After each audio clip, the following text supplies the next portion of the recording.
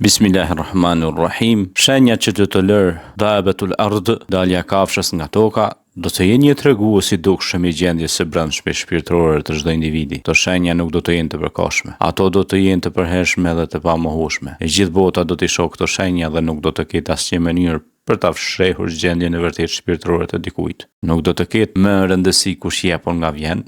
Ti do të njihesh për atë që je vërtet, besimtar apo mos besimtar. Teksa dabetul ard do të shënojë njerëzimin, pejgamberi alayhis salam ka përshkruar se si njerëzit do të fillojnë të njohin njëri tjetrin, jo më përmes emrave apo pamjes së jashtme, por përmes shenjave në fytyrat e tyre. Pra dallohet besuesi dhe mosbesuesi. Dabetul ard nuk do të jetë thjesht një ngjarje që do të dëshmohet, ajo do të jetë një kujtesë e fuqishme për rëndësinë e besimit dhe sigurisht për të kërkuar mëshirën e Allahut xhaleshanuhu. Ndërsa ende ka kohë të folurit e kafshës dhe shenjat që ajo do të vendosë do të shërbejnë si një paralajmërim i qartë se koha për pendim është tani, përpara se dielli të lindë nga perëndimi, përpara se dyert e mëshirës të mbyllen përgjithmonë. Pasi dabetul ard të shfaqet, nuk do të ketë më kthim pas. Ndarja do të jetë përfundimtare dhe fati i njerëzimit do të përcaktohet. Dielli do të lindë nga perëndimi dhe në atë çast gjithë strukturat e botës do të ndryshojnë. Kjo ngjarje e jashtëzakonshme do të shënojë se koha për pendim ka kaluar. Do të jetë një shenjë që nuk mund të injorohet. Dhe sapo të ndodh, njerëzimi do të qëndrojë përballë Allahut në një mënyrë të pakthyeshme. Siç e ka përshkruar i dërguari i Zotit Muhammed alayhis salam, paqja qoftë mbi të, në momentin që dielli lind nga perëndimi, fati i çdo individi do të voloset. Nuk do të ketë më mundësi për pendim, as më shanse për të kthyer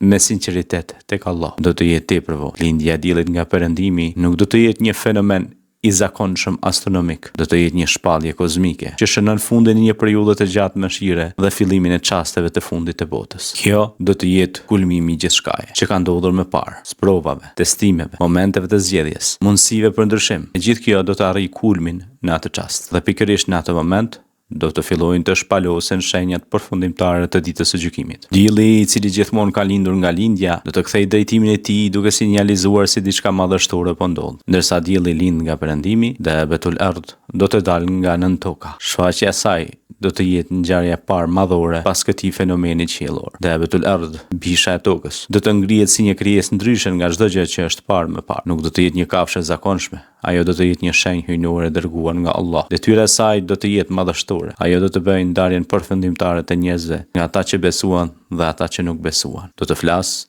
dhe do të shpall natyrën e vërtetë të çdo individi. Pejgamberi alayhis salam e përshkroi atë si një krijesë që jo vetëm do të dalë nga toka, por do të përmbush një rol të rëndësishëm në ngjarjet përfundimtare të kësaj toke. Ajo do të flasë njerëzve drejt për drejt, fjalët e saj do të jehojnë në zemrat e tyre që e dëgjojnë. Ajo nuk do të flasë në forma enigmatike apo shëmbëltyra. Ajo do t'i drejtohet çdo personi qartë pas një paqartësi. Për besimtarët, kafsha do të shpallë: "Ti je besimtar." Kjo nuk do të jetë një deklaratë e zakonshme, por një pohim i qartë i besimit të tyre. Shenjat në fytyrat e tyre do të pasqyrojnë këtë të vërtetë. Besimtarët do të ndriçojnë me dritë, nur, fytyrat e tyre do të shkëlqejnë fuqishëm me ndriçimin e besimit të tyre. Dabetul ard do të flasë për qëndrueshmërinë e tyre dhe për nënshtrimin e tyre ndaj Zotit Allahut fuqiplot. Dhe do e shihni pra fytyrat e tyre do të mbajnë shenjën e besimit. Nur, nur, dritë. Kurse mos besimtarët, fjalët e kafshës do të jenë për mos besuesit të ashpra. Je jo besimtar, do të thotë ajo. Nuk do të ketë më asnjë mundësi për jo besimtarët të ndryshojnë rrugën e tyre. Ata do ta kenë